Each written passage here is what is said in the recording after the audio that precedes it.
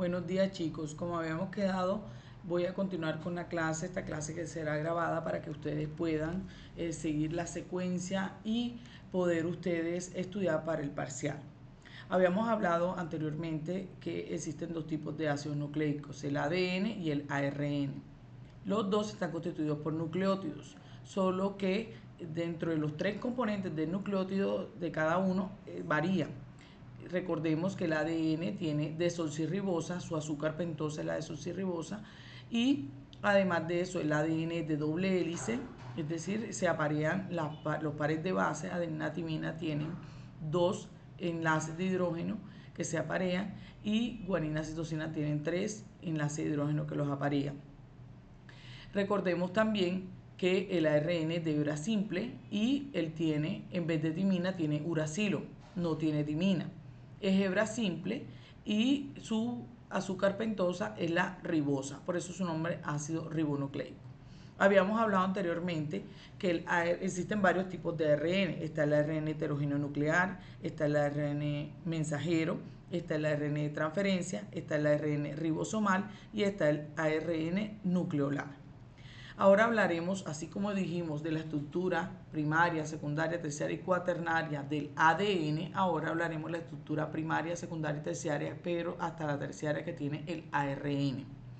Al ser una molécula que tiene átomos y que puede interactuar entre la misma molécula, ella puede tener estructuras secundarias y terciarias, sabiendo que la primaria, como pueden observar aquí, está constituida por la secuencia de las bases nitrogenadas que constituyen sus nucleótidos. Es decir, observemos, aquí está la pentosa, aquí vendría la base y aquí vendría el grupo fosfato en el 5'. Observen entonces que toda esta secuencia de base sería adenina, guanina, citosina, uracilo, bla, bla, bla.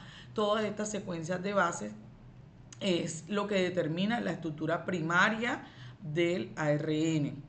Y recordemos que en vez de lo que tiene el ADN, que es desoxirribosa, está sustituido por la ribosa, y en vez de timina tiene uracilo, el ácido ribonucleico.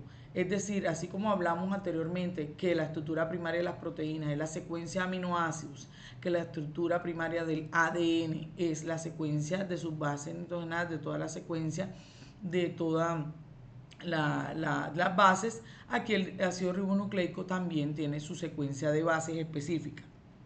La estructura secundaria del ARN es el modo como ella puede plegarse. Les recuerdo nuevamente que el ARN es de estructura simple, solo que él tiende a formar bucles o unas estructuras en anillo, a plegarse. ¿Debido a qué? A que sus moléculas de las bases, ellas tienden a formar, a parearse entre sí, como pueden observar en estas imágenes. Ve que tiene unas partes que están redondeadas en forma de anillo. Esos son los apareamientos que pueden surgir formando estructuras secundarias en el ARN. Y esto tiene una importancia funcional, sobre todo en el ARN de transferencia. Les decía que el ARN de transferencia, como ven en la imagen aquí en verdecito, aquí en el extremo, sería donde se carga el aminoácido, y que este aminoácido, así como ven en la parte azul, en la parte inferior, dice anticodón. Ese aminoácido es específico de ese anticodón que está ahí, que tiene total coherencia con el codón, que es el que trae el ARN mensajero. Recordemos, el ARN de transferencia tiene el anticodón, la tripleta anticodón, y el ARN mensajero tiene la tripleta codón. Y también tiene sus extremos 5' y 3', el ARN, igual que en el ADN, porque obviamente tiene un extremo donde está el grupo fosfato y un extremo 3' donde se encuentra el carbono 3, donde está la azúcar pentosa.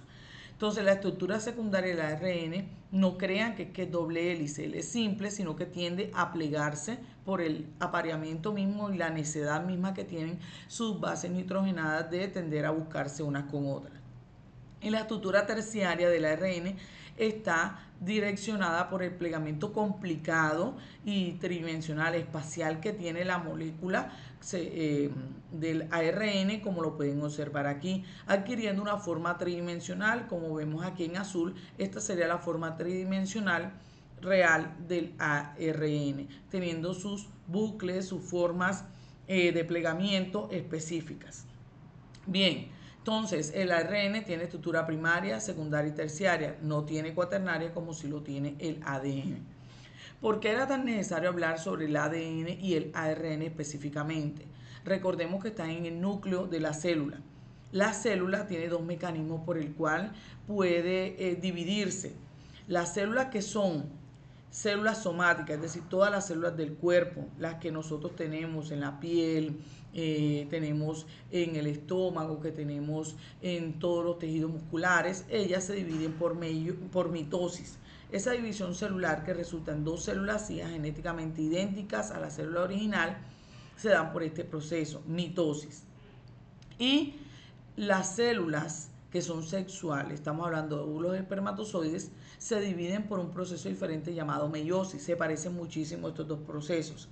Entonces, meiosis es el proceso de división celular que produce 4 células hijas con la mitad del número de cromosomas de la célula original y generan gametos, que son los óvulos espermatozoides para la reproducción sexual.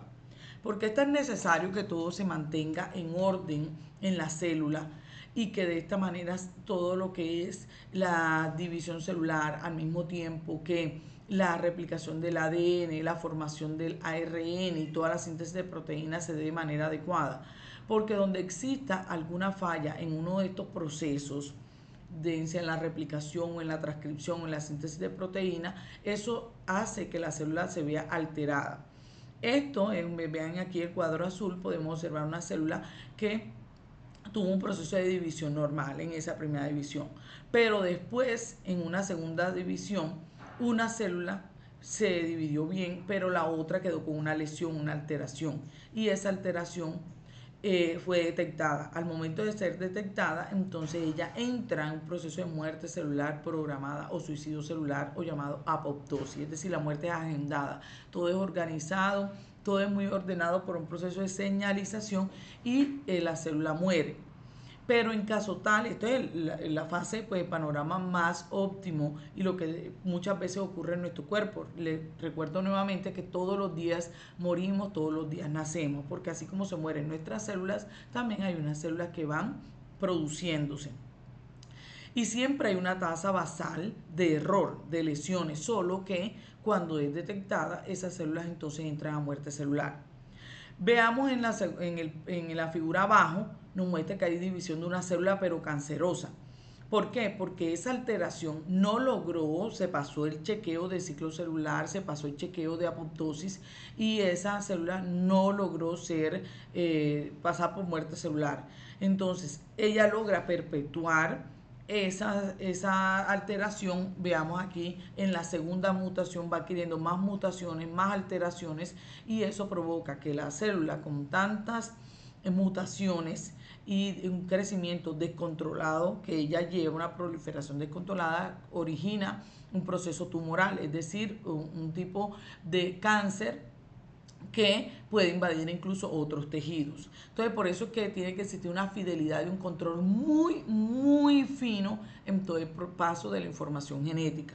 Porque, por ejemplo, en el caso de las células somáticas, en caso tal que no se logre detectar a tiempo y se pasen los chequeos por encima y la célula no sea detectada, puede pasar estos procesos patológicos como el cáncer, en el caso de que la mitosis tenga ese tipo de alteraciones.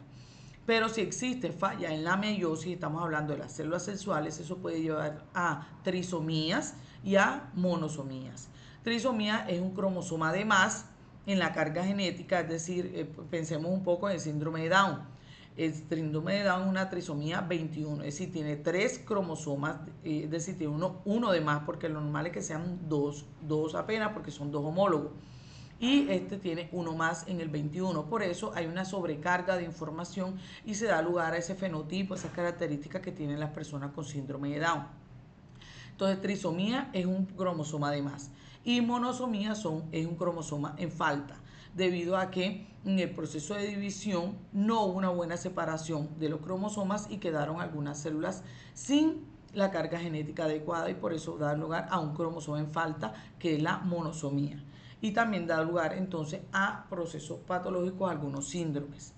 Entonces, para eso tenemos un mecanismo que tiene que ser finamente regulado, y es el ciclo celular. El ciclo celular consiste en un conjunto muy coordinado de eventos que resultan en la duplicación y división de una célula. Y este proceso requiere la síntesis de una nueva copia de ADN. Este proceso, ciclo celular, tiene diferentes fases. La interfase, que consta de fase G1, fase S y fase G2, y después seguido de esto viene la fase M o de mitosis. Y en algunos casos ustedes van a encontrar que los textos mencionan de fase G0, pero ya explicaré por qué. Entonces, la interfase cobija tres fases, G1, S y G2. Toda esta interfase de la que estoy hablando y la que yo le comentaba en clase anteriormente es la fase de preparación para que la célula pueda tener toda la carga de organelos, proteínas, enzimas para poder llevar a cabo la división celular. Si no tiene y no se prepara todo esto, es como si ustedes intentaran hacer un cumpleaños y no hay nada listo, ni la mesa, ni invitados, ni comida, y pretenden hacer un superfiestón sin nada está organizado. Entonces, esta fase previa es muy importante para que se pueda llevar a cabo de manera correcta la división celular por mitosis. Entonces, como ven aquí, en este se dice fase G1, ahí la célula duplica su tamaño y aumenta la cantidad de organelos, enzimas y otras moléculas que se necesitan para la división celular. Después viene la fase S. Recuerden muy bien la fase S. S de síntesis es la palabra. Fase de síntesis. ¿Por qué de síntesis? Porque se va de síntesis de ADN.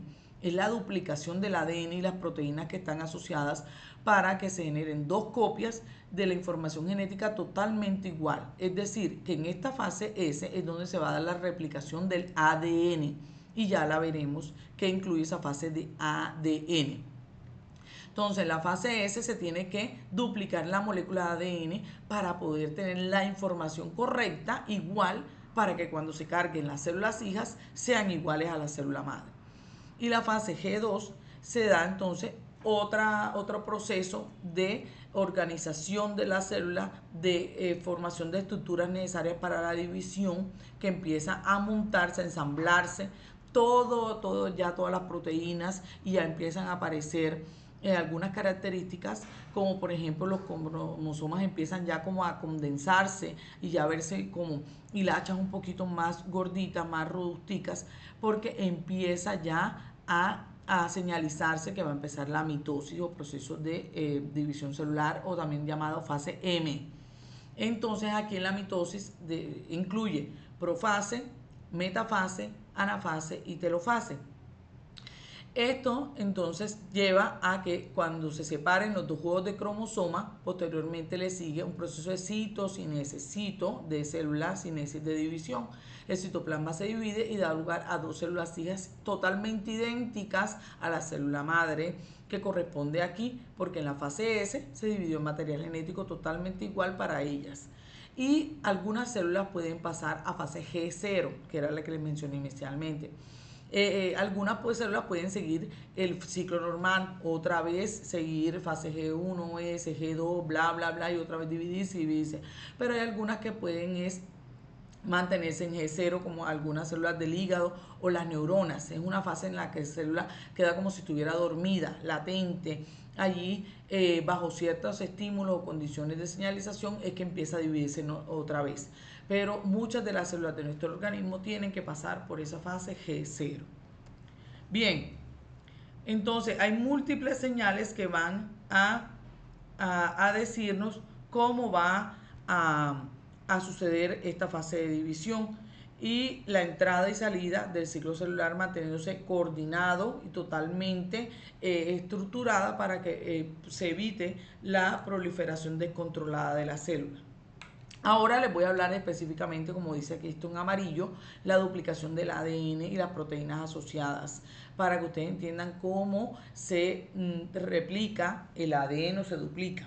También vamos a hablar de dos procesos, transcripción y traducción. Les había dicho que transcripción es el proceso de formación de ARN a partir de ADN. Se copia a partir del ADN, se copia el ARN.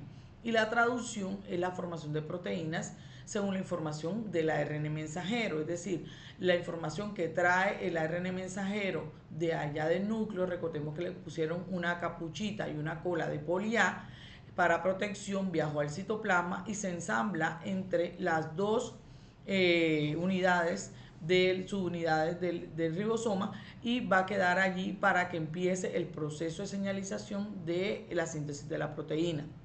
Y la transcripción como vemos aquí, es el proceso mediante el cual de la molécula de ADN se copia una molécula de ARN, que es la que va a salir, como dije, por el poro del núcleo para el citoplasma.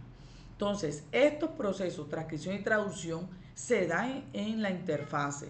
¿Por qué lo sabemos? Porque aquí nos decía, en la diapositiva claramente, nos decía que la célula aumenta de tamaño, duplica los organelos, duplica las enzimas, las proteínas. Están hablando de que obviamente las proteínas se están formando. ¿Y dónde se forman? En la traducción. Pero ¿de dónde viene la información? De la transcripción.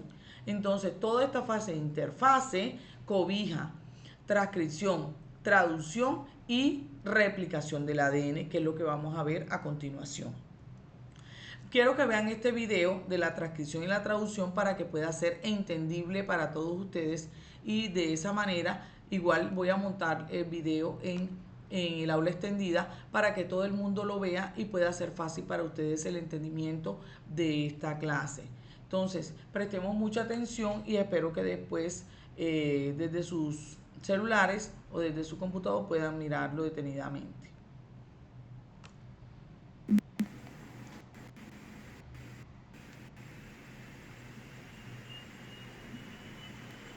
Esta es una célula. Dentro hay una estructura, el núcleo, que contiene el genoma, que en los humanos está dividido en 23 pares de cromosomas. Cada cromosoma está formado por cromatina.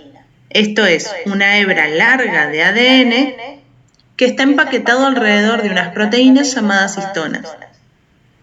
Dentro del ADN hay secciones que son genes, y algunos de estos genes poseen las instrucciones para construir proteínas.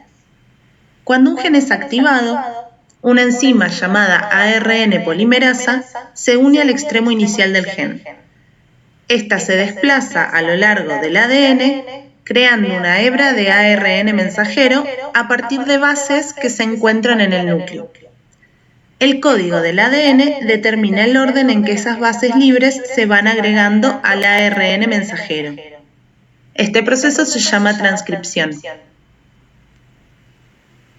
Antes de que el ARN mensajero pueda utilizarse como un plano para la construcción de proteínas, necesita ser procesado. Esto involucra remover secciones y unirlas.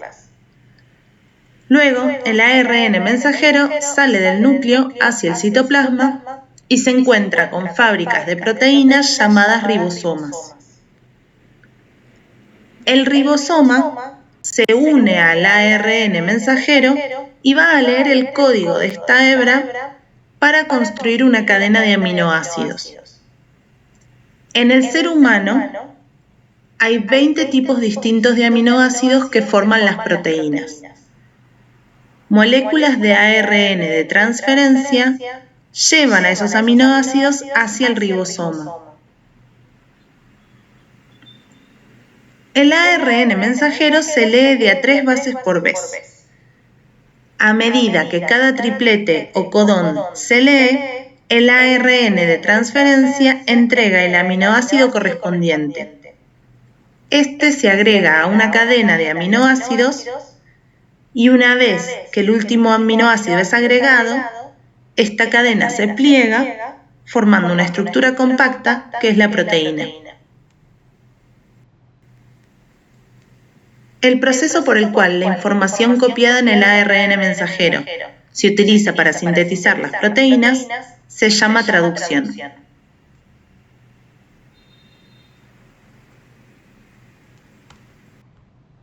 Bien, con eso era para ustedes tener una ilustración mucho más a fondo y se lo imaginen de mejor manera en los procesos que les voy a hablar a continuación. Entonces, vamos a ver la replicación del ADN. ¿Cómo se replica el ADN? Sabemos que es doble hélice, ¿verdad? Y que están apareadas estas moléculas aquí, estas bases nitrogenadas. Y que el esqueleto es de fosfodiéster, del enlace fosfodiéster que tiene aquí. Esto que ven en azul es ahí el esqueleto fosfodiéster de la molécula. Entonces, el proceso de replicación del ADN es un mecanismo que permite al ADN duplicarse, es decir, tener una copia idéntica, y de esta manera la molécula de esa molécula que es la parental va a salir 2 réplicas de la primera. Entonces es muy importante y dentro de las características de la replicación es que, primero, la replicación es un proceso semiconservador. ¿Por qué decimos semiconservador? Porque cada cadena de la molécula de ADN parental actúa de molde para la síntesis de una nueva, como ven aquí. Se abre, por eso decimos que esto es una horquilla. Usted ve una horquilla de esas del palo. Aquí vemos que se abren dos y de aquí va a salir una molécula y vean que en azul está la hebra original y en verdecito es la hebra nueva. A partir de esa hebra parental se va a dar la síntesis de una nueva cadena. Además de esto, la replicación comienza en un punto fijo del ADN. No es que es al azar que ya se va a abrir, sino que al abrirse y formarse la horquilla de replicación es un punto, eso es un fragmento, un pedazo nada más que corresponde a un gen. Y recordemos que los genes codifican para proteínas. Entonces, por eso necesitamos que la doble hélice en un punto específico va a abrirse y va a formar otra molécula de ADN. No confundan los procesos. ADN forma ADN, por eso se llama replicación de ADN.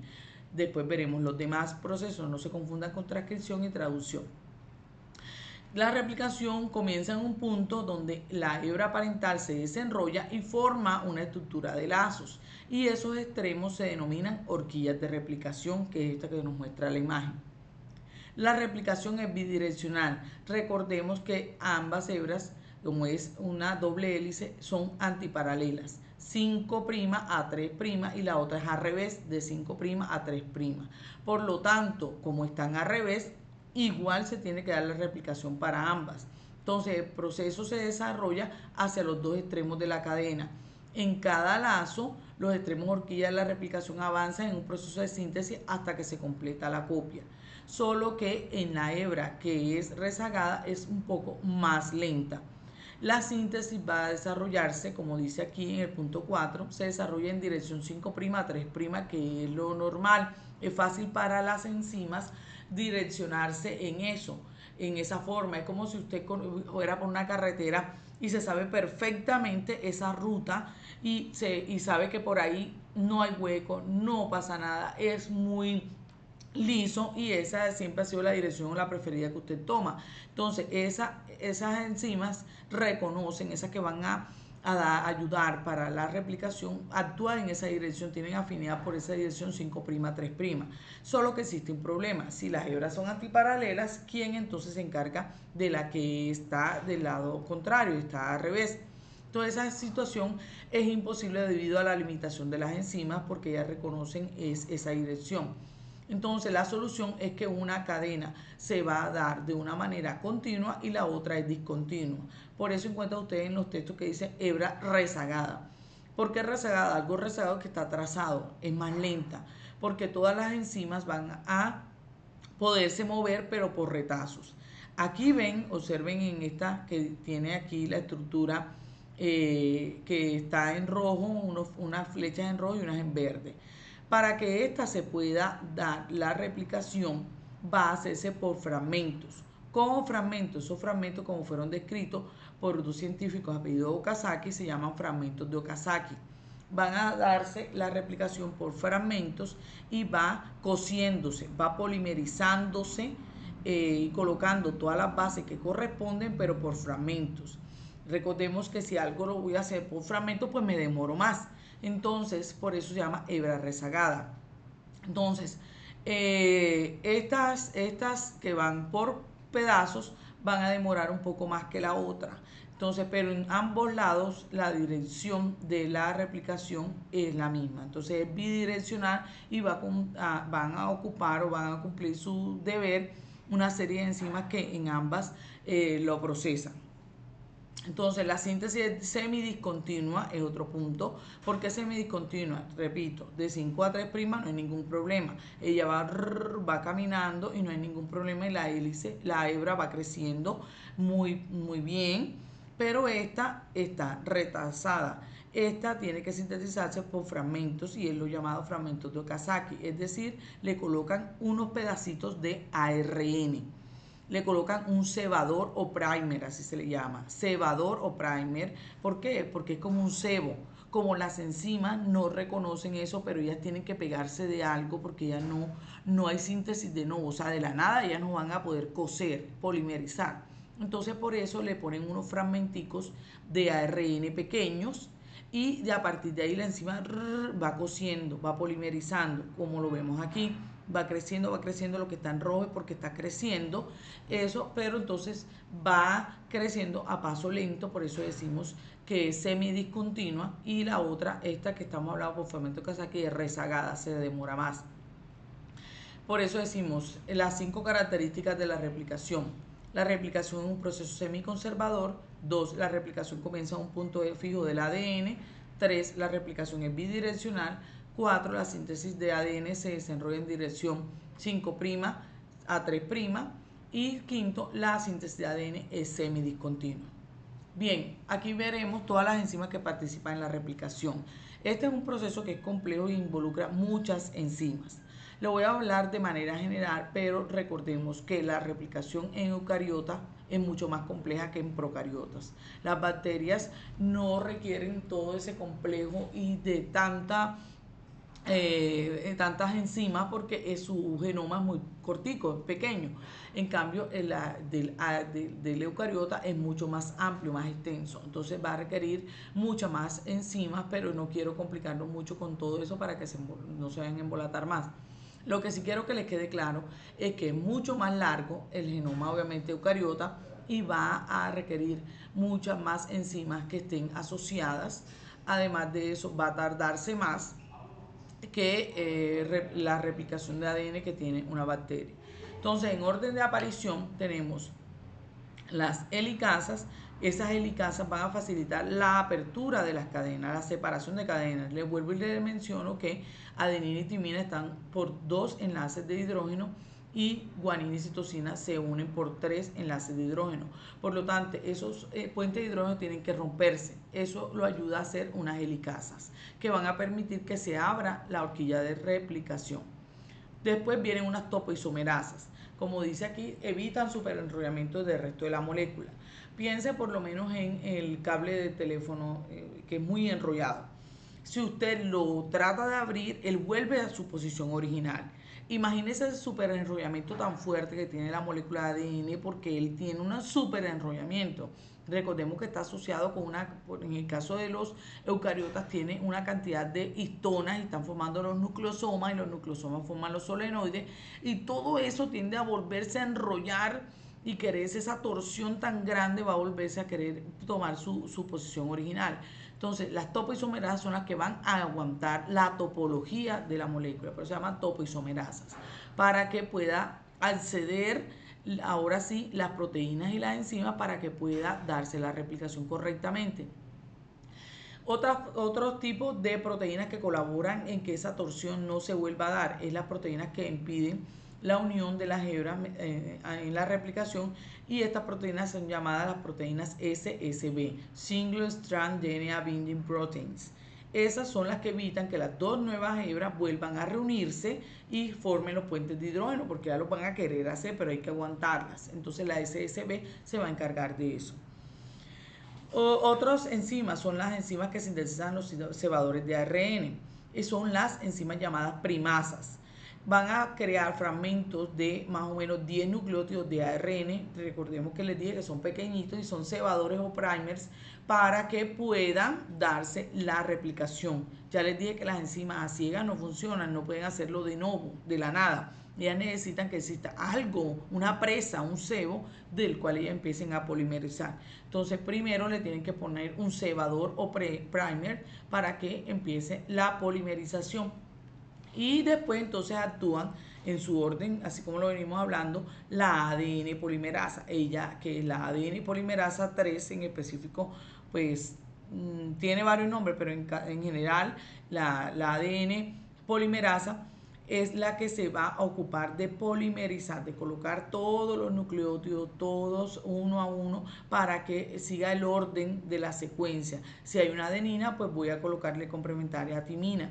Si hay una citosina, le voy a poner una guanina, y de esa manera va a existir todo un apareamiento correcto entre las bases. Y también una enzima que elimine los cebadores de ARN y rellene eso que se quitó. ¿Por qué? Porque esos ARN, recordemos que el ARN tiene uracilo y eso no puede permanecer ahí porque genera una alteración tremenda en la molécula de ADN. Entonces tiene que eliminarse ese ARN que se colocó en forma de primer. Por lo tanto, la ARN polimerasa 1 va a quitar esos cebadores, esos primers que fueron colocados aquí, esos primers pequeñitos, y coloca la base correcta. Por eso dice aquí y rellena. Y séptimo, una enzima que una covalentemente los fragmentos de Okazaki contiguos, es decir, una ligasa se va a encargar de ligar, unir todos esos fragmentos que estaban ahí, liga y la molécula, entonces salen dos moléculas totalmente iguales a la molécula parental. Ese es el proceso de replicación del ADN. Dos moléculas de ADN que se generan totalmente igual a la parental. La replicación en bacterias versus las eucariotas, como dije, y el ADN de la bacteria es circular, por lo tanto es muy fácil, hay un punto de origen de replicación, se abre la horquilla y va polimerizándose. Observen aquí que tiene, esta es una imagen real, vean cómo se observaría esto en la molécula de ADN de una bacteria. Pero si pensamos en el de los eucariotas, miren una imagen real. Esto es, aquí hay un anillo, otro anillo, otro anillo. Es decir, hay múltiples orígenes de replicación porque el genoma es muy largo, extenso. Entonces vean que hay un replicón, otro replicón, otro replicón y va abriéndose la cadena en puntos específicos. Entonces tiene múltiples orígenes de replicación en los cromosomas eucariotas. Además que esta replicación cuando se va a dar obviamente requiere que todas las histonas y todo eso sea removido y que la cromatina quede laxa, el ADN quede suelto, porque está mezclado, bien amarrado con todas las histonas formando el octámero y los nucleosomas. Entonces hay que hacer una serie de desplegamiento de eso y por eso va a requerir una carga de proteínas y enzimas mucho mayor los eucariotas que los procariotas. Los procariotas no tienen esa cantidad de proteínas asociadas en su cromosoma circular. Bien, ya que hablamos de la replicación, que es formar moléculas de ADN para que puedan quedar con las copias idénticas en las células hijas cuando se dé la mitosis, ¿por qué debemos comprender estos tres procesos? Replicación, transcripción y traducción. Aquí les traigo unos puntos claves para esto, porque en el ciclo celular, así como está en esta imagen, dice que hay una fase G1, la fase S, recordemos que en la S se va a dar la replicación del ADN, y la fase G2, y aquí la fase M, que ya les dije que la fase M incluye profase, metafase, anafase, telofase y citocinese. Entonces, durante el ciclo celular, los procesos de replicación, transcripción y traducción están intrínsecamente vinculados unos con otros para asegurar la correcta expresión del material genético. En la fase del ciclo celular, en la fase S, el ADN se replica para asegurar que cada célula hija recibe una copia completa del genoma. Posteriormente, en las fases G1 y G2 se lleva a cabo la transcripción, donde el ADN se transcribe a ARN mensajero, ARNM, y cuando lleva la información a los ribosomas se traduce en proteínas durante la traducción. Y este proceso ocurre en el citoplasma y es esencial para la síntesis de proteínas necesarias para que ocurra la preparación de la mitosis. Así, la replicación del ADN garantiza la transmisión de la información genética, mientras que la transcripción y la traducción aseguran la producción de las proteínas que son necesarias para el crecimiento y la división celular. Eso compila todo lo que vamos a hablar y por qué tenemos que hacer y tenemos que tener presente cada una de estas fases de la interfase. Vean que en amarillo cubre G1, S y G2.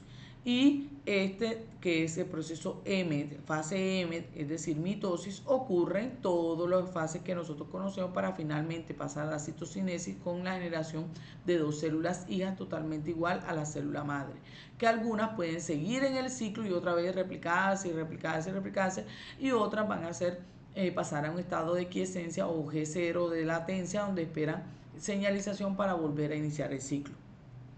Vamos a hablar entonces de la transcripción. Ya les había comentado que de una cadena de ADN está la información para que pueda darse la síntesis de una molécula de ARN. Vean en la imagen, tenemos aquí una célula bacteriana, aquí vemos el flagelo, esta es una bacteria. Observen que el ADN es circular, no tiene núcleo, está todo en el citoplasma, Por lo tanto, la transcripción es que ella se abra, no sale de ningún poro ni nada por el estilo, sino que incluso muchas veces la replicación, la molécula de ADN se está replicando y el mismo se está transcribiendo y el mismo se está generando la proteína. Todo es todo en uno. Entonces va haciéndose los mismos procesos asociados uno con otro. Entonces vemos acá el ADN se está replicando, al tiempo se está dando un segmento aquí que es la transcripción, de aquí se está copiando la información en una molécula de ARN y este ARN aquí tiene vinculado aquí mismo unos ribosomas, obsérvenlo. Y aquí se está dando el crecimiento, esto que ven en amarillo es crecimiento de proteína, vean, aquí está generando los polipéptidos que necesita la bacteria, es decir, se está dando la traducción. Y en cambio acá la célula eucariota requiere que la replicación se da en su momento dado, no necesariamente está asociado directo con la transcripción.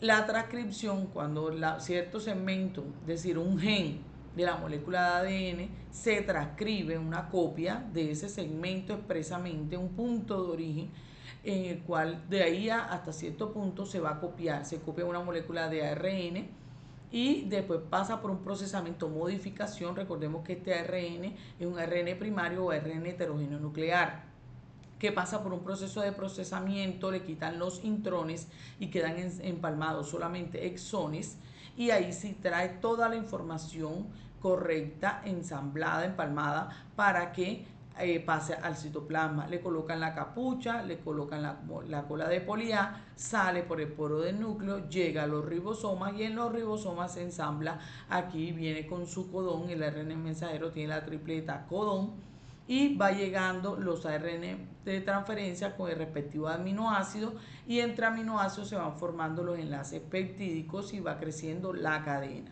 Después ese polipéptido pasa por un proceso de edición en el retículo endoplasmático rugoso y después pasa al Golgi. En el Golgi es empaquetado en vesículas, donde va a llegar a su proceso de destino, a su destino, para que sea funcional la proteína. Bien, vamos a hablar de la transcripción. Entonces, el sitio de la molécula de ADN donde se une la polimerasa de ARN antes de iniciar la transcripción se llama promotor. Hay un punto en el cual específicamente en una secuencia, puede ser por ejemplo adenina, uracilo, uracilo. Entonces ese punto que ya es como si fuera una dirección, cuando usted le dice, no, yo vivo por ejemplo en la 42, en la calle 42F, ya sabe que si está por la 42A, 42B, 42C, es que está llegando, está cerca.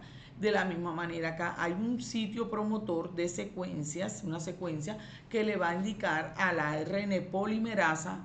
Recordemos que acá estamos hablando de transcripción, por lo tanto todo va en términos de ARN. Allá la anterior, en la replicación, hablamos de ADN polimerasa. Aquí es ARN polimerasa. La ARN polimerasa reconoce esos puntos para que pueda empezar la transcripción. ¿Por qué? Porque es en un punto fijo, no es que se va a abrir al azar, es un punto, un gen específico donde va a empezar allí. Y ese sitio promotor es reconocido o requiere unas proteínas adicionales llamadas factores transcripcionales. Esas proteínas van a ayudar a que al reconocer, al ensamblarse con la ARN polimerasa, ella es como si estuviera ciega, le van a ayudar a encontrar la dirección, el punto bajo el cual se va a abrir la molécula de ADN y a partir de ahí empieza la copia. Entonces, ese promotor contiene la información que determina cuál de las dos cadenas de ADN se transcribe y el sitio donde va a iniciarse la transcripción. Bien, entonces observen aquí, tenemos entonces poniendo que acá está el sitio promotor. El punto promotor ya encontró la ARN polimerasa que con ayuda de los factores de transcripción encontraron el promotor. A partir de allí la molécula se abre, forma una horquilla y empieza el crecimiento o la síntesis o la copia de ARN. Va copiándose en ARN y se abre, por eso decimos que se forma una horquilla de replicación, burbuja de transcripción. Entonces, el ARN mensajero en los eucariotas son monocistrónicos. ¿Cómo así que es monocistrónico? Es porque ARN mensajero de los eucariotas solo codifica para una sola cadena polipeptídica, es decir, para una sola proteína. Aunque se han visto en algunos estudios que se pueden transcribir algunos paneles de genes, es decir, pueden ser policistrónicos, pero son ciertas excepciones. En cambio, en los procariotas el ARN mensajero es policistrónico, es decir, lleva la información para más de una proteína. ¿Por qué? Porque esto que se está copiando, que es la molécula de ARN que está creciendo, esto va a salir del núcleo y lleva la información al ribosoma para que se dé la síntesis de proteína. Solo que en las bacterias, en los procariotas, la síntesis la copia que lleva, la información que lleva el ARN mensajero es para varias proteínas. Son muy fáciles porque es cortica, las proteínas son pequeñas. En cambio, en los eucariotas el genoma es tan grande, las proteínas son más complejas, obviamente va a requerir que sea monocistrónico. Cada vez que se genere una copia de ARN, lleva la información solo para la formación de una sola proteína. Veamos la transcripción procariota. Entonces, hay una proteína pequeña que es llamada factor sigma como parte de la enzima de la ARN polimerasa y reconoce esos sitios promotores que están a menos 10 y menos 35. Esos son los sitios promotores bacterianos y allí ayuda perfectamente a la enzima, la ARN polimerasa, forma entonces un complejo que llamamos holoenzima, es decir, la enzima como tal, la ARN polimerasa, no es ciega, no consigue trabajar si no se le une esta proteína pequeña que es llamada factor sigma. Cuando se le une la ARN polimerasa, se le une ese factor sigma, ahí consigue el sitio promotor, tiene una alta afinidad y lo logra encontrar a menos 10 y menos 35 esa secuencia y empieza a unirse a esa región promotora del ADN, empieza a separarse las cadenas de ADN doble hélice e inician la transcripción en el sitio apropiado, como pueden observar. No más empieza a elongarse, a crecer la cadena, se quita, se libera ese factor sigma y la ARN polimerasa sigue elongando. Esto que vamos viendo en rojito acá, este hilo rojo, es el ARN que está elongándose y vemos aquí en lila que ese factor sigma se liberó. Es decir, ya la ARN polimerasa sigue haciendo su papel de polimerizar y seguir formando la molécula de ARN. Entonces, vemos esta secuencia promotora que está a menos 10, se llama secuencia TATAT, es a base de timina, adenina, timina, adenina, adenina, timina. Y la región a menos 35 es la llamada TT-GACA, que esa es la secuencia timina, timina, guanina, adenina, citosina, adenina. Esas son las secuencias o caja de Pribnow que se reconocen y identifican el nucleótido preciso donde va a empezar la transcripción. Vean aquí, TATAT, aquí está. Entonces lo reconocen y acá también hay otra secuencia, TT-GACA. Estas son las reconocidas son los sitios comunes en donde la ARN polimerasa junto con el factor de sigma van a poder reconocer ese punto de origen de la transcripción. Entonces, como dije, reconocen el punto de origen, es como la dirección, usted llegó a la casa que tenía que llegar y empieza aquí, ya en ese sitio promotor que fue reconocido, empieza ya la formación del ARN que se está transcribiendo. Vean aquí, esto es solo un fragmento, decimos que es un gen. Aquí está el gen, es decir, aquí está toda la secuencia que tiene que transcribirse para que pueda formarse o codifique para la proteína que necesitamos. Entonces, aquí está la ARN polimerasa, va creciendo, se libera el factor sigma y va elongándose. Lo que está en azul, esto que estamos viendo es el ARN que está naciendo, que es un ARN temprano. Después que crece hasta el punto se libera todo con todo, se desensambla y de esa manera se da la terminación de la transcripción. ¿Cómo se termina? Porque si así como hay un punto fijo donde inicia, que es el promotor, donde va a parar. Entonces se cree que hay dos mecanismos por el cual en procariotas se termina la transcripción. Uno puede ser porque existe un autoapareamiento que forma un lazo en el ARN y es una señal para que la ARN polimerasa se separe del ADN y termine la transcripción. Es decir, que venga y se dé esto con un bloqueo, una secuencia terminadora que está aquí. Hay un emparejamiento de bases complementarias, se forma un lazo en horquilla, como ven acá, y de esta manera, como bloquea, ya la RNA polimerasa cuando venga viajando, venga caminando por aquí, ya no puede seguir porque aquí hay una secuencia terminadora y está un bloqueo. Otro tipo de terminación que no se sabe bien porque a veces se elige una u otra, es proceso de investigación, pero entonces se cree que otro mecanismo para terminar la transcripción en bacterias es que el factor Rho, una proteína que es semejante a un anillo, es pequeña, rodea, como ven acá, el factor Rho rodea a la cadena creciente, la cadena de ARN que está ya polimerizada, que está grandecita, y la rodea y favorece la separación del ARN transcrito de ese temprano y lo logra como jalar, tirar de la ARN polimerasa de tal manera que logra soltarlo y de esa manera se termina la transcripción y se libera la molécula de ARN transcrito temprano. El ARN sería el ARN heterogéneo nuclear ese que se formó. Y en eucariotas, una diferencia grande es que acá, si en procariotas se llama ARN polimerasa normal, acá hay varios tipos de ARN polimerasa y cada uno se encarga de un tipo específico de ARN. Recordemos que hay varios tipos de ARN y yo les comentaba que otros tipos de los que no nombré, como los microRNA, los de interferencia, los no codificantes, todo eso ustedes lo van a ver en biología molecular. Yo no voy a ocuparme de eso, pero sí les quiero decir que hay varios tipos de polimerasa, de ARN polimerasa en eucariotas, pero la que a nosotros nos interesa, que es de la transcripción, que se encarga del ARN mensajero, es la ARN polimerasa 2. Entonces, la ARN polimerasa 2 es la que se va a encargar de la formación o de la síntesis de ARN mensajero. Entonces, los procariotas, la secuencia de la región codificante es colinear con la secuencia proteica, es decir, al tiempo que se va copiando sobre la molécula de ARN, se va dando la síntesis de proteínas, es decir, se traduce directamente a un péptido, fuera, terminó.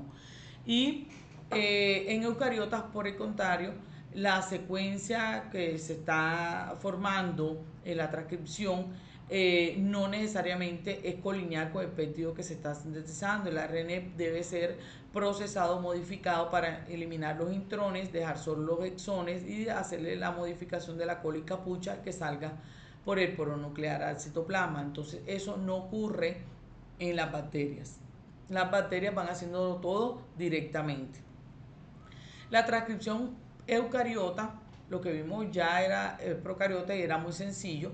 Aquí requiere factores de transcripción generales y vean que son muchos los factores de transcripción que se van montando sobre la ARN polimerasa, que es esta que está en lila que ven ustedes. Vean que todo un montaje de todos ellos a reconocer la secuencia TATA, T-A-T-A-A. Esta secuencia consenso o promotor denominada caja TATA, si en procariotas se llamaba de Prino, acá se llama secuencia TATA. Es rica en timina y adenina y está en la posición a menos 25 del promotor. Como les dije, es como la dirección en donde uno tiene que llegar. Entonces aquí la secuencia TATA, la caja TATA, es reconocida por unos importantes factores de transcripción que se van montando. A mí me da risa mucho esta imagen porque parece que fuera como crezca la pila, van metiéndose uno encima del otro, y requiere una gran variedad de proteínas accesorias o factores transcripcionales en eucariotas. En procariotas es mucho más simple y se le montan y finalmente ahí cuando ya está todo ensamblado se sube la polimerasa. Vean aquí que ya aquí en el tercer dibujo vemos a la polimerasa anexa y empieza entonces ahí sí desde ese punto a polimerizar y que va creciendo la cadena de ARN. Entonces reconocen entonces la TATA, la secuencia TATA, el sitio promotor, es el punto donde va y el punto donde va a iniciarse la transcripción. Ahí a partir de ahí viene el gen, porque es la secuencia gen que se tiene que transcribir. Empiezan a ensamblarse los factores de transcripción y se empieza a montar uno con otro. Se sube después la ARN polimerasa 2 y va elongando la cadena y va saliendo, va creciendo el ARN transcrito, va dándose la copia. Y hasta que en cierto punto tiene que terminarse. Así como comenzó, hay un punto de terminación. La terminación es muy poco conocida en eucariotas, no hay señales de terminación exactas como si la conocemos muy bien en procariotas, pero y es motivo de estudio actualmente, pero sí existe una estructura en horquilla seguida de secuencias de uracilo muy parecido a la terminación que ocurre en los procariotas, que muestra que ese bloqueo es una señal de que ya se tiene que parar la transcripción. Entonces muy probablemente es también esa estructura en horquilla que bloquea la ARN polimerasa y ahí se termina la transcripción. Entonces, las diferencias de transcripción procariota y eucariota, vemos que los procariotas es mucho más simple, en eucariotas más complejo. El ARN transcrito en procariotas es funcional directamente, no requiere que lo modifiquen en eucariotas si sufre un proceso de procesamiento o maduración.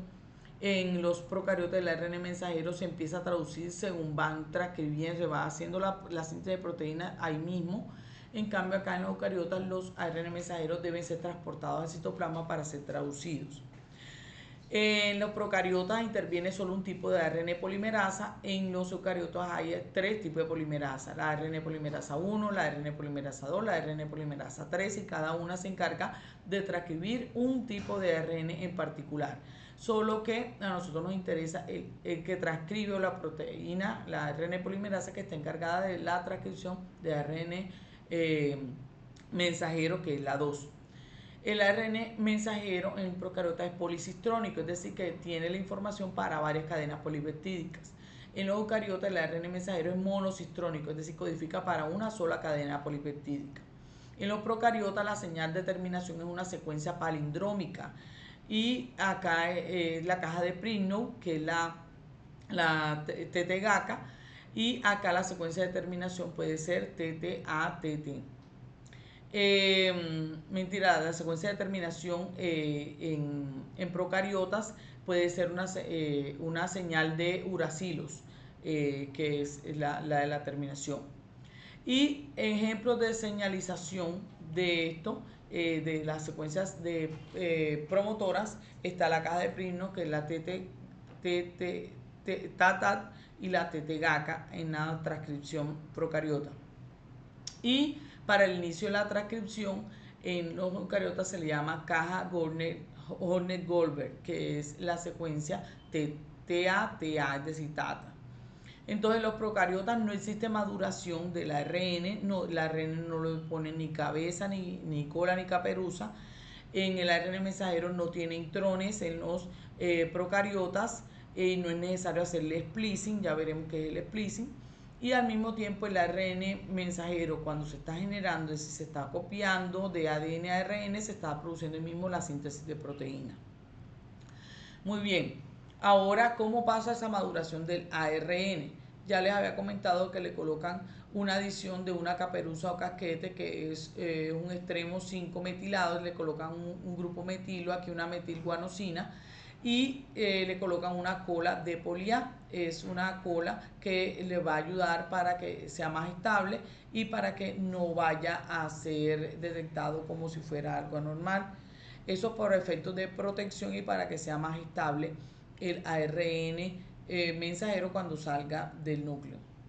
Entonces, este ARN mensajero primero pasa, como dije, se transcribe, se da la transcripción, pero él es un ARN inmaduro, primario. Entonces tiene intrones, se le remueven los intrones, y esto solamente ocurre en los eucariotas. Le quitan los intrones, como pueden ver aquí, por unas enzimas que son las ribonucleoproteínas.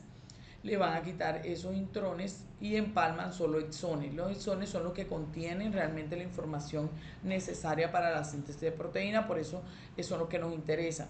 Y después son degradados esos intrones. Vean aquí en forma de lazo, ellos son removidos. Eso verde que ustedes ven son secuencias que no codifican para nada, por eso es que los remueven.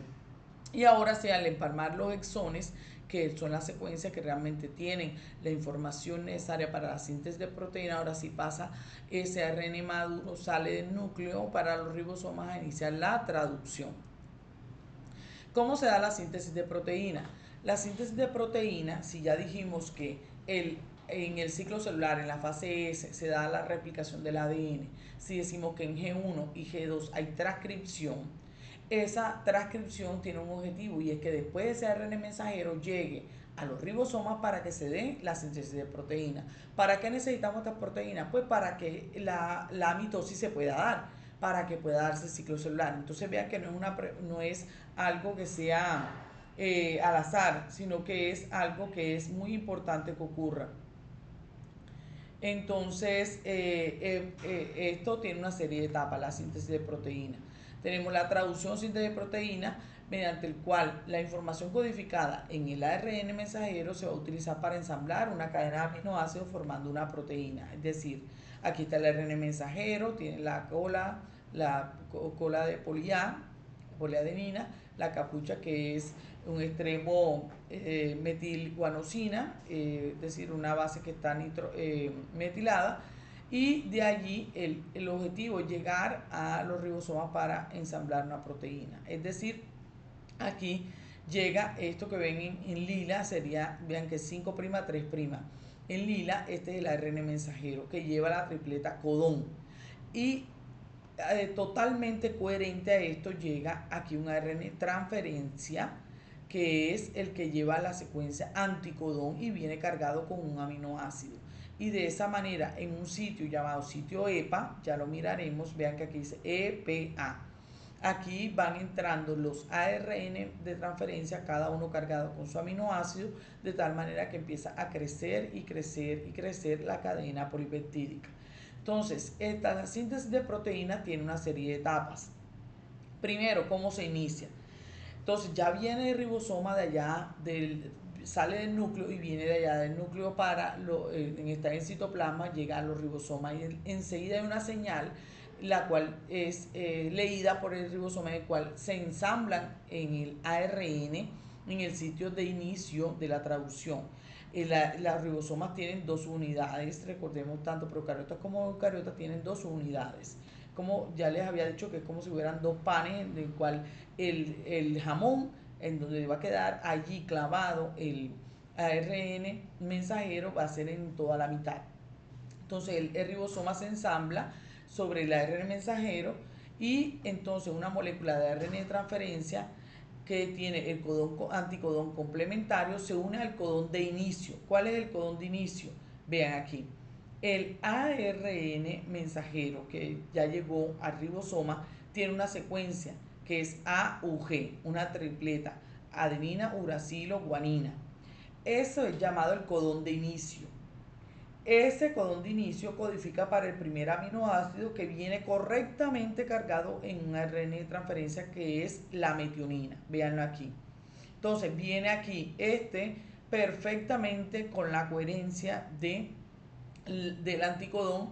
Si el de inicio es AUG, la secuencia complementaria es UAC. Este es el anticodón que trae el ARN de transferencia y que codifica específicamente para este aminoácido, que es metionina. Allí es la fase de inicio. Esa fase de inicio, ¿cómo se sabe? Hay una secuencia que es llamada secuencia Shildar-Garno, que es la secuencia, vean que GGAGG.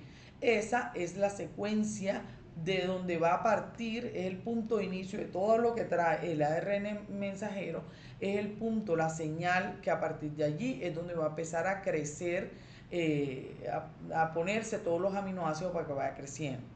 Entonces, la subunidad grande, como dije, tiene un sitio EPA, exit, peptidil y aminoacil.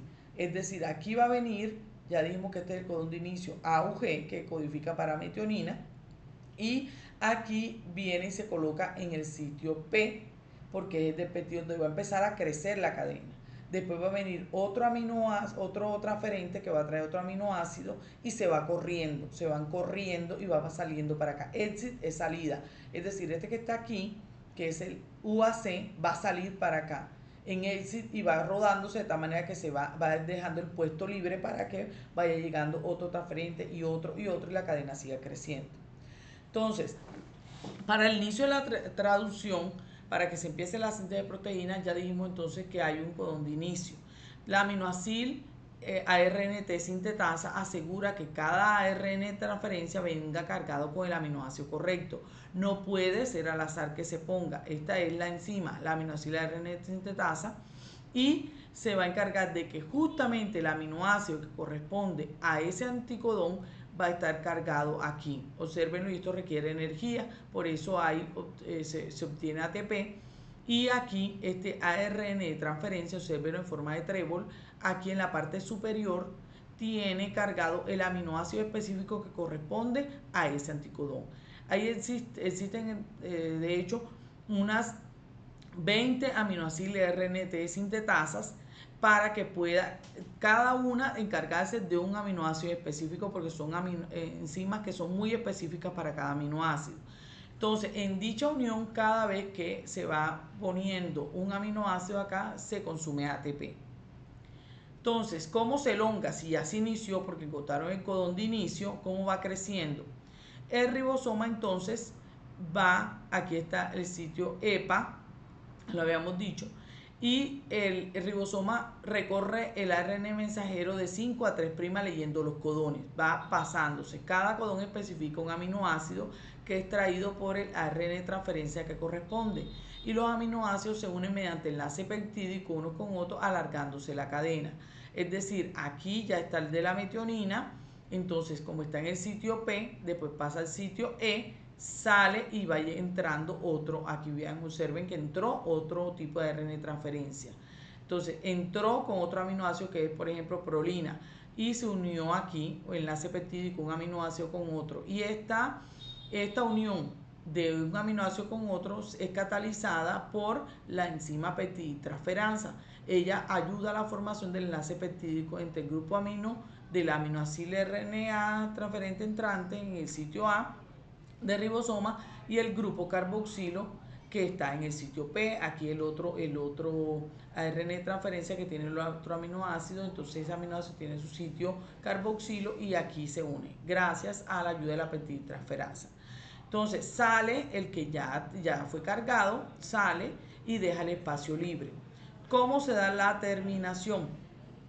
Ya dijimos, entonces recuerden, sitio A, aminoácido, sitio P, peptidil, sitio exit de salida.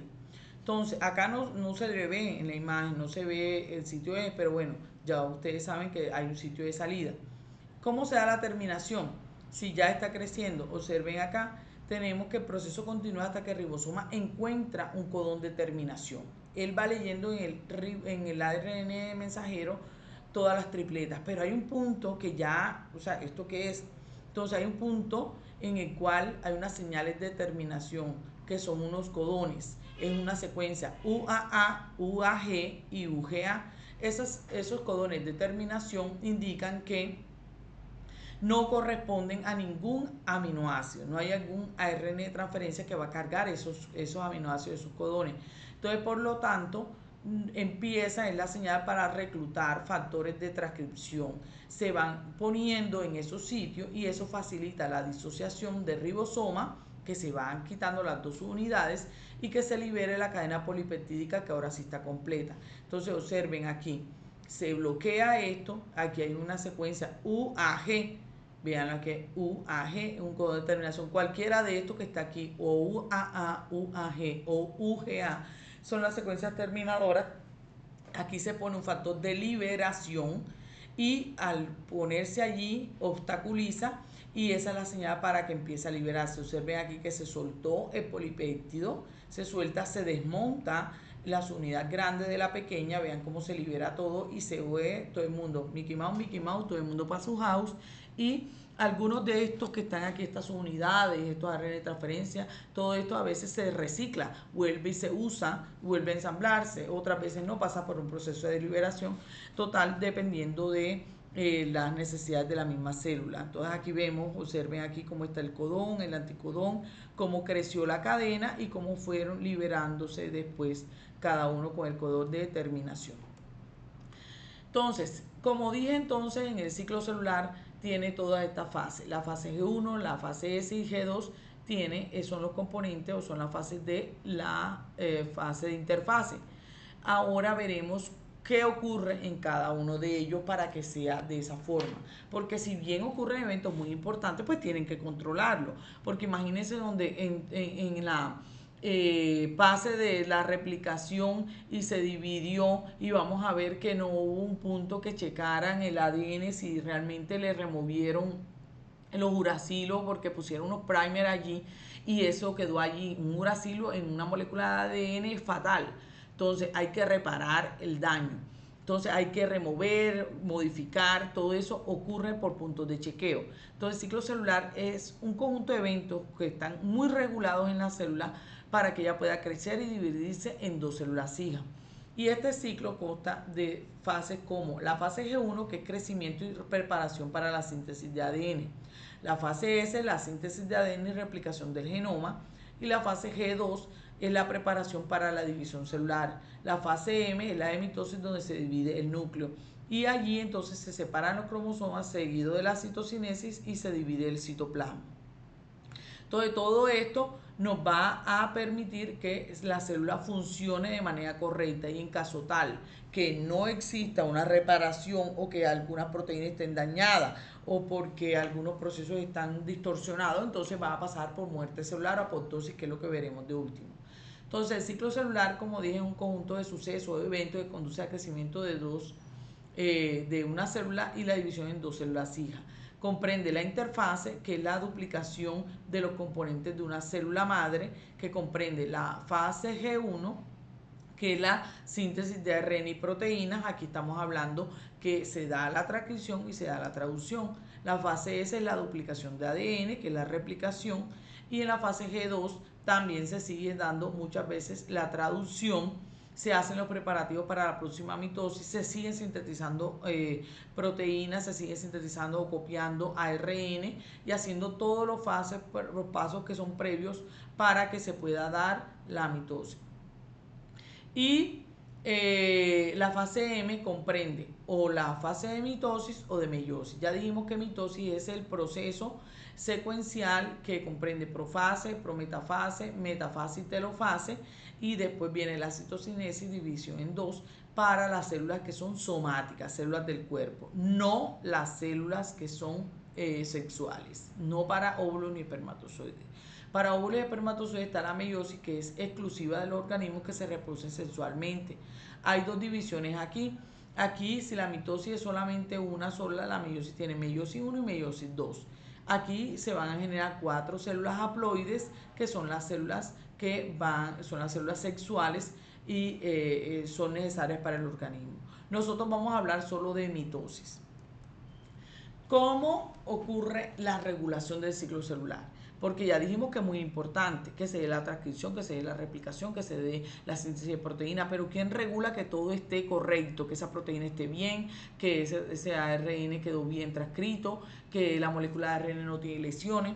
Entonces hay una regulación y son procesos complejos que garantizan que las células se dividan correctamente y en el momento adecuado. Para eso existe primero una serie de proteínas que son las ciclinas CDK. Esas son llamadas las cinasas dependientes de ciclina, CDK. Cinasas o quinasas, también lo encuentran así en los textos. Quinasas dependientes de ciclina.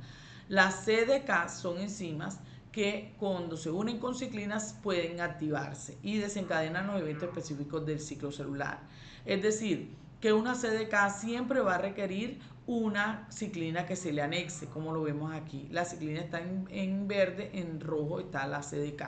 Estas quinasas dependientes de ciclina, cuando se une con la ciclina, queda activa. Una vez activa, entonces ella puede funcionar. Las quinasas, siempre que escuchen quinasas, su función es fosforilar. Quédense con eso en la cabeza. Las quinasas fosforilan. ¿Qué fosforilan? Sustratos, proteínas, activan. Fosforilar es activar. Ellas van a encargarse de fosforilar para activar otras proteínas que son necesarias para regular el ciclo celular. Miren, por ejemplo, aquí. Esta quinasa está activa porque se le pegó una ciclina. Vean aquí. Y al pegarse ya ella puede fosforilar, empieza a añadir grupo fosfato, el que está inactivo pues lo activa porque ya ahora sí puede funcionar, por ejemplo, un factor de transcripción. Los factores de transcripción son proteínas. Entonces el factor de transcripción que no podía funcionar, una vez que quedó fosforilado pudo funcionar.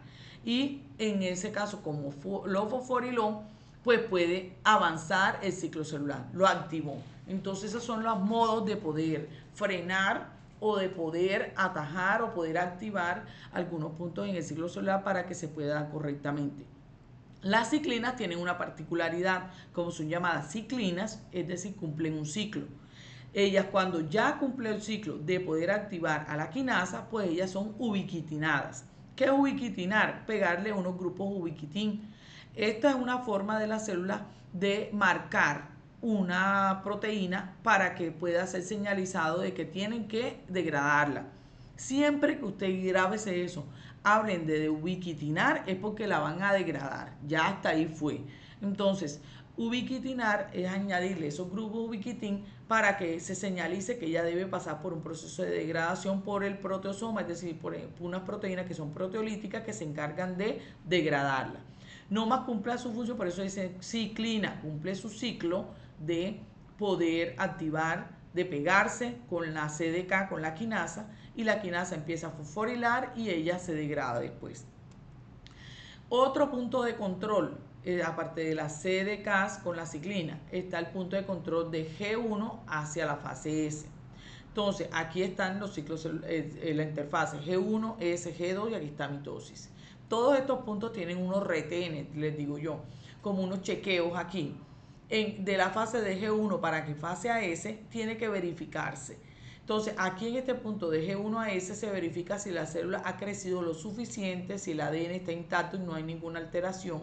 Y la ciclina D y la CDK 4 y 6 se van a encargar de ese papel de poder verificar que no haya ningún tipo de alteración en esta fase de G1 a S. En G2 a M, esto asegura que todo el ADN se haya replicado correctamente antes de entrar en la mitosis, aquí, en esta parte. Y aquí un papel fundamental lo cumple la ciclina A y B y la CDK1. Son importantes en este punto de regulación para poder verificar que todo esté correctamente antes de pasar a la fase M o mitosis.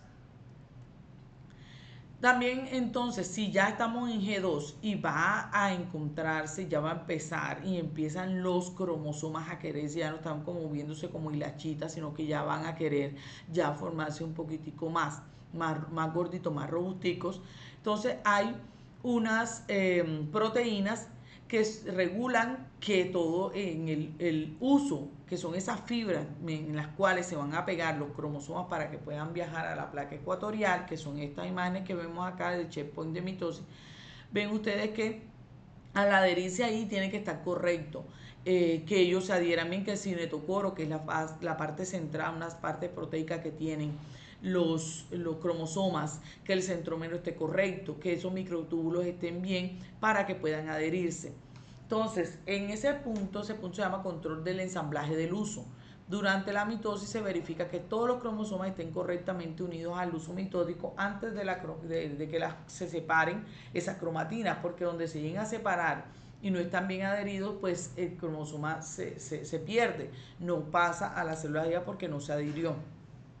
En este punto de control participa de manera muy importante el complejo APCC, que es el complejo promotor de la anafase, que es un complejo, unas proteínas que tiene una función de ubiquitin ligasa, o sea, se unen grupos ubiquitin para la regulación del ciclo celular.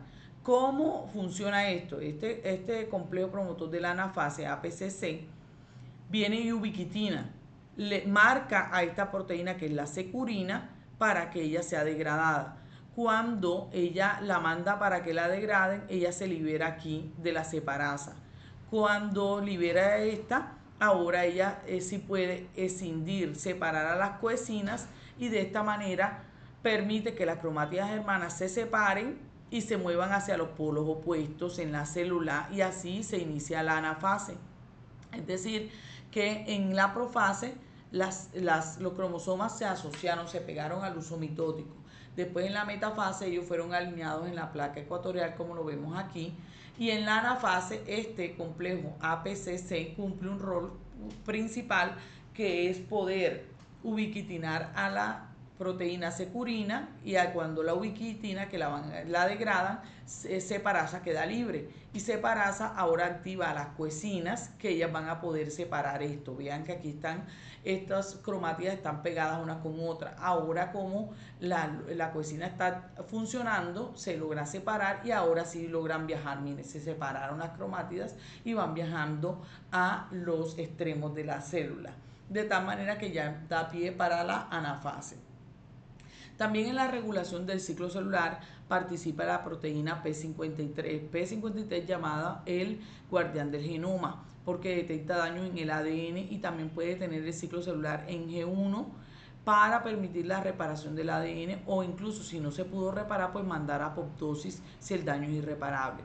Entonces P53 tiene la capacidad de poder activar o controlar a la proteína P21. Entonces, esa proteína P21 también es importante porque controla a las ciclinas y la unión de ciclina con CDK2 y poder detener el ciclo celular. Si P21 está funcionando y P53 se aborta, se detiene el ciclo celular, de tal manera que pueda darse la reparación, o si hay que mandar a apoptosis, pues se manda a apoptosis, pero hay que detener el ciclo porque hay lesiones. Es un punto clave para poder detectar lesiones y regular el ciclo. También otra proteína importante es la proteína de retinoblastoma, que es la PRB, que regula la progresión del ciclo celular desde G1 hasta la fase S. Esta PRB va a funcionar, como ven ustedes aquí en la imagen, el cuadrito, regula la progresión inhibiendo factores de transcripción que son necesarios en la replicación, y como los inhibe, pues obviamente no puede pasar a la replicación hasta que la célula esté lista para proceder. O sea, va a funcionar en puntos clave, tanto en la replicación como en la transcripción, para que no pueda darse entonces el paso a la fase S, o que de la fase S no pase a G2, sino que de esta manera se logre reparar todas las alteraciones para que pueda pasar después a eso. Entonces, otro punto de control para esto, viendo todo el proceso de división celular, podemos decir que en G1 la célula crece y sintetiza las proteínas necesarias para la replicación del ADN, y en este punto la ciclina D y la E son muy importantes junto con la CDK para que se pase de G1 a S. Después en la fase S el ADN se replica, sea la replicación del ADN, y aquí son importantes la ciclina E y la ciclina A junto con CDK2. En la fase G2 la célula continúa creciendo y se prepara para la mitosis. Aquí es importante la ciclina A, la B, la CDK1 que actúa en esta fase. Y la fase M, que es cuando ya se da el proceso de mitosis, se divide el núcleo y el citoplasma de la célula formando dos células hijas. En este punto es muy importante la ciclina B y CDK1 para iniciar la mitosis.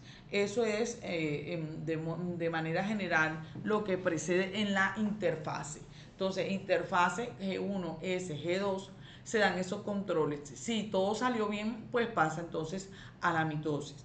La mitosis se divide en varias etapas, que es la profase. Ya vimos aquí que la interfase, como ven en esta imagen, aquí la interfase se dio toda la preparación de la que hablamos y todos los puntos de chequeo. Aquí en la citocinesis se dividió en dos, se divide el citoplasma formando dos células hijas, como ven acá. Y esas células hijas entonces van a pasar nuevamente por el mismo ciclo. Entonces en la profase los cromosomas se condensan un poco y la envoltura nuclear se va perdiendo, se va disgregando. Y después la prometafase ya se ven mucho más gorditos, más corpulentos los cromosomas, y empiezan ya a quererse alinear. Ya en metafase los cromosomas se alinean, como ven aquí en el plano ecuatorial de la célula, vean que están aquí en la misma dirección. En la anafase las cromátidas se separan y se mueven hacia los polos opuestos de la célula. Ya dijimos que aquí el complejo APCC cumple un papel fundamental para que puedan viajar correctamente en este punto. Y en la telofase ya se renueva la envoltura nuclear que va a cubrir las células hijas y ven alrededor del conjunto de cromosomas se va formando esa envoltura nuclear y después cuando se divide en dos, pues se forma en ese caso las dos nuevas células hijas. Lo vemos de esta manera aquí, cada una de las fases. En la profase la envoltura nuclear se rompe, se comienza a formar el uso mitótico o acromático. La prometafase los cromosomas han sido alcanzados por fibras del uso mitótico. Después en la metafase los cromosomas ya se alinean en la placa ecuatorial. Después en la anafase los cromosomas ya están duplicados, se separan y se dirigen hacia los polos opuestos. Y después la citocinesis. Bien. Las células nuevas, esas que se generaron, pues pasan nuevamente a interfaces y van a pasar por otro ciclo, o si no quedan en G0, que ya les dije que es una fase de latencia. Ya les había comentado que lo óptimo es que la célula se divida y no tenga ningún problema, pero si existen algunas anomalías, pues la muerte celular es un tipo de salida para poder controlar. Es peor que la célula siga perpetuando esa alteración. Entonces la muerte celular programada o apoptosis es un proceso ordenado y controlado mediante el cual las células se autodestruyen en respuesta a esas señales internas o externas, y esto es necesario para el desarrollo, mantenimiento y salud del organismo. Vean aquí, todos los daños en la replicación, en todo lo que fueron las proteínas, todos los puntos de chequeo, todo eso pudo haberse dado y un proceso de señalización extenso, complejo, en el cual después P53, que ya les dije que es el guardián genoma, tiene un rol importante esta proteína. Si esta proteína detecta que hay lesiones muy graves en el ADN, pues va a actuar para detener el ciclo celular y mandar a muerte celular esa célula. Si la célula es reparada y no pasa nada, pues ella puede seguir el ciclo. Miren la flecha verde que continúa M, G1, GOS y sigue el ciclo. Pero si no, pues esa autodestrucción pues tiene que darse. En caso tal de que se dé la autodestrucción, ¿qué características tiene? La señalización. Las señales que inducen la apoptosis pueden ser internas, por ejemplo, un daño del ADN, estrés celular, o externas, porque hay unos ligandos que tiene la célula en su membrana, en la superficie celular, que indican que es la señal para que se dé la muerte celular. Entonces, por eso vamos a hablar ahora más adelante de qué es la vía extrínseca y vía intrínseca, porque en estos hay una serie de señales que indican que tiene que llevarse a muerte. La activación de caspasas. Esas caspasas son una familia de proteínas que son proteasas, y esas enzimas se encargan de degradar, de consumir. Estas proteasas son bastante agresivas, entonces cada vez que una caspasa se active es porque va a degradar algo. Entonces las caspasas que se encargan de poder fragmentar, de degradar, las que inician son las caspasas 8 y 9, son llamadas caspasas iniciadoras. Las caspasas ejecutoras son las caspasas 3 y 7. Y se encargan de degradar los componentes celulares, por eso son tan importantes. Y ya veremos, así como están en estas imágenes, como ven aquí, dice Cas37, Cas8, esos son muy importantes en todo este proceso. Las características de la apoptosis, aparte de las señales que hay, aparte de la activación de las caspasas, hay unos cambios morfológicos que se ve que ya va a iniciar la apoptosis. Eso incluye la condensación del núcleo y del citoplasma y la fragmentación del ADN. Se forman cuerpos apoptóticos y se expone en la membrana de la célula fosfatidilcerina. ¿Qué ocurre? Una célula está normal, ya hay una señal entonces de muerte. Entonces empiezan a formarse o a condensarse todo el material de la célula, por eso dice que hay cambios morfológicos. La forma de la célula como tal cambia. Empieza en la membrana a poner una molécula que es la fosfatidilcerina, que indica que es que va a entrar a muerte celular, y se da la fragmentación sobre todo del núcleo, y por eso se le llama esos cuerpos apoptóticos. Observen ahí, hay una fragmentación nuclear, hay fragmentación y formación de cuerpos apoptóticos. Eso es lo que indica que ya está prácticamente avanzada por la muerte celular. Estas son imágenes reales, vean una célula normal y vean cómo se ven los cuerpos apoptóticos aquí en una célula. Y esa señal apoptótica, como dije, como hay aquí una exposición a fosfatidilcerina, indica que la célula va a pasar por una señalización hacia caspasas, y esas caspasas iniciadoras van a activar a unas caspasas efectoras que van a encargarse de toda esa fragmentación, es decir, que va a ya darse el proceso de apoptosis. Después de que se forman estos cuerpos apoptóticos, las células apoptóticas y sus fragmentos son reconocidos y fagocitados por los macrófagos, por ejemplo. Ellos los fagocitan y evitan así la liberación del contenido celular, porque si se desparrama todos estos cuerpos apoptóticos, todo lo que está aquí internamente, todo ese fluido que tiene la célula, pues va a haber un proceso inflamatorio, y se trata de que sea una muerte limpia. O sea, la fagocitosis y la muerte celular no deja rastros de nada. Por eso es que es una muerte celular muy programada. ¿Por qué es importante la apoptosis? Porque nosotros tenemos apoptosis todo el tiempo, no solamente porque les digo que hay lesiones que se tienen que controlar así, sino que nosotros en nuestro desarrollo embrionario, de hecho, nosotros tenemos procesos de apoptosis. Vean aquí la pata de un ratón en el desarrollo embrionario, digamos, de 12.5 semanas. Están todos unidos por membrana, ¿ven? Este proceso de apoptosis permite que todo esto donde ven los asteriscos es porque hubo un proceso de muerte celular, empieza la formación, se pierde esas membranas interdigitales y se forman los dedos como tal. Entonces la apoptosis elimina las células innecesarias, moldeando estructuras como los dedos que tenemos. Y también cuando nosotros tenemos células muy desgastadas, por ejemplo las células nerviosas, también pasan por eso.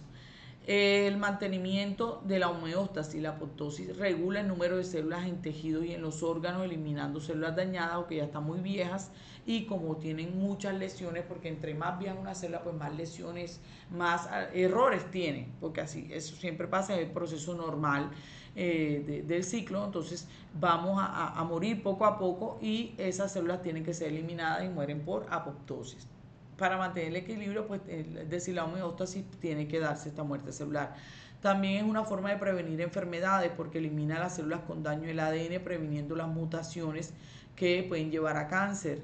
Por ejemplo, si el ADN sufre lesiones, bien sea de radical libre o por exponencia en el ambiente a radiaciones ionizantes o la luz ultravioleta o algún químico, cualquier cosa que pueda dar una lesión en el ADN, eso genera errores o mutaciones en el ADN. Entonces es muy necesario que esas células que tienen lesiones en el ADN pues sean eliminadas.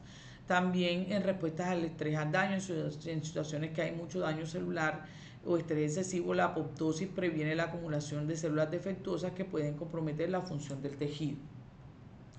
¿Cómo se regula la apoptosis? Porque así como es de importante, pues obviamente no todas las células tienen que morir, porque si se desregula, pues todo nuestro cuerpo obviamente no va a poder funcionar, porque todas las células se van muriendo sin poder funcionar. Entonces la apoptosis tiene una serie de señales y hay unas proteínas involucradas en ello, como son las proteínas de la familia BCL2. Estas proteínas de esa familia BCL2 tienen miembros proapoptóticos que son BAC y BAX, y los antiapoptóticos son las BCL2 y BCLXL. Estos regulan la permeabilización de la membrana mitocondrial, es decir, la membrana de la mitocondria, si existen lesiones y hay una señal interna de que hay mucho daño en la misma célula, entra una vía que es la intrínseca. Hay daño interno, bien sea por daño oxidativo o daños en las mismas mitocondrias o daños muy importantes en la célula. Entonces hay una vía intrínseca que señaliza que tiene que darse muerte celular. Entonces aquí en la misma mitocondria, esos miembros proapoptóticos inducen, como son la familia de BCL2, para inducir la apoptosis. O hay unos que pueden ser antiapoptóticos, que son los que previenen la apoptosis, que no se dé. Lo que no les gusta la apoptosis son las BCL2 y BCLXL. Entonces, dependiendo de qué condiciones estén, va a darse o no la apoptosis. La P53, ya dije que es la proteína supresora de tumores. Ella induce la apoptosis en respuesta a un daño en el ADN. Si hay mucho daño, pues va a mandar a muerte celular. Los receptores de la muerte, como FAS y TNF, estos son receptores que están en la membrana de la célula, que al activarse inician la cascada de señalización, pero en la vía extrínseca. Eso lo vamos a ver ahora. ¿Cómo se da esa cascada? En la vía intrínseca, que es con la mitocondria, o la vía extrínseca, que son los receptores de la muerte. Entonces, estos son los que van a ser los encargados de responder, de ampliar la señalización para que se dé la muerte celular. Hay dos tipos de muerte celular, les dije. Entonces está la intrínseca, si dice intrínseca es porque es interno, y la extrínseca. La que es intrínseca está asociada a la mitocondria, o la extrínseca que está asociada es a los receptores que tiene la membrana de la célula. Entonces, ¿qué factores influyen para que sea una y otra? La extrínseca puede ser desencadenada por señales externas como la unión de ligandos a receptores de muerte en la superficie celular, y la intrínseca es porque es inducida por estímulos internos, como daño en el ADN, estrés celular o señales proapoptóticas, algo que está empujando a la apoptosis. Entonces, son muy diferentes, claro, pueden converger en cierto punto. Las dos son importantes en la célula. Entonces, vamos a empezar con la extrínseca para poderlo entender y cómo convergen las vías. Entonces, la vía extrínseca está asociada a FAS. FAS es una proteína, un receptor que está en la superficie de la célula, esto que vemos en tres tirillas que son como café. Entonces, FAS, cuando se une a su ligando, que es FAS-L, esto que vemos aquí en azul, FAS-L, al unirse aquí, este receptor queda activo.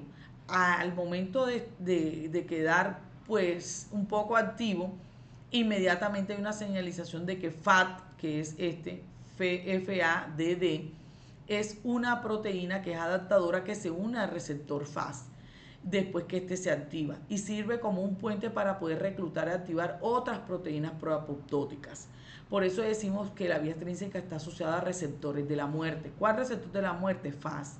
FAS es un receptor de la muerte que al unirse con su ligando FAS-L, después se le adhiere FAT-D y FAT empieza a reclutar, a llamar proteínas proapoptóticas, como cuáles, las iniciadoras. Las caspasas como tal no están activas inicialmente, ellas son procaspasas, se le dice pro porque ellas están inactivas, pero una vez activas pasan a ser caspasas.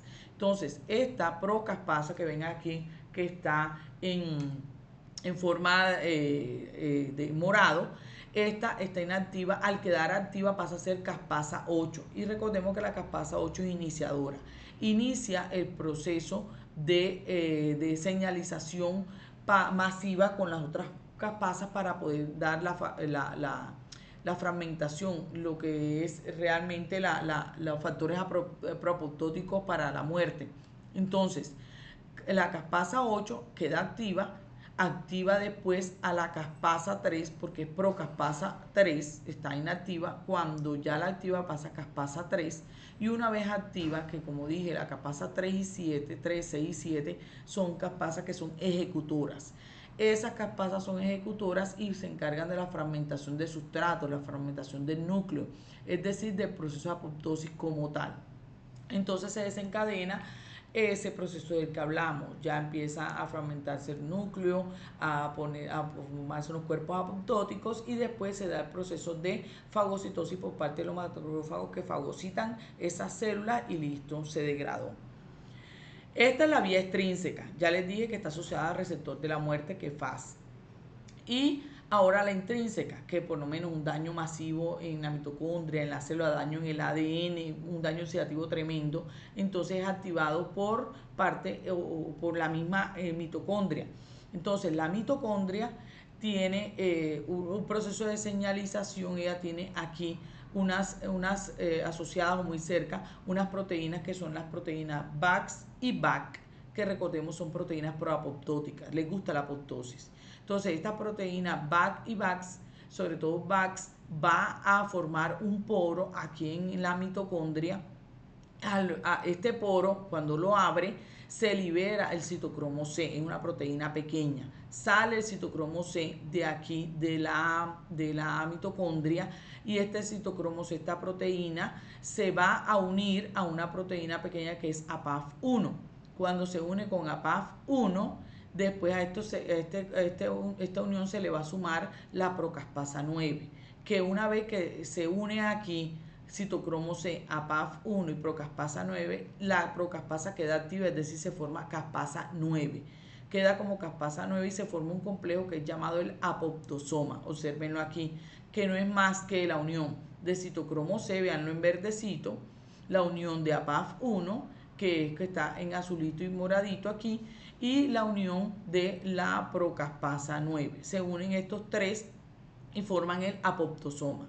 El apoptosoma entonces recluta o activa a la caspasa 3 y ya dijimos que la caspasa 3 es ejecutora, por eso aquí convergen las vías, la extrínseca y la intrínseca. Lo único diferente es el proceso de activación.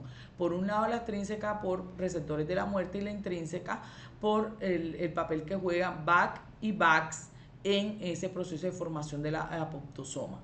Entonces se forma el apoptosoma, se activa la caspasa 3 y esa caspasa 3 empieza a fragmentar sustratos, a que se deformen los cuerpos apoptóticos y después viene el proceso de fragmentación de la cromatina, fragmentación del ADN y después la fagocitosis de esto. Entonces, a menudo estas vías extrínsecas e intrínsecas están interconectadas y pueden converger en puntos en común, como vemos aquí con la caspasa 3 y esto desencadena, hay veces que la activación de la extrínseca puede inducir la liberación de factores que son proapoptóticos que inducen en la proteína y se desencadena la intrínseca. Entonces hay veces que están unidas una con otra. Eso era lo que les quería decir sobre lo que es la muerte celular. Con eso terminamos toda la parte que quedaba por complementar. Espero que toda la explicación les haya servido. Estudien mucho. Mis mejores deseos para el último parcial. Nos vemos entonces. Chao.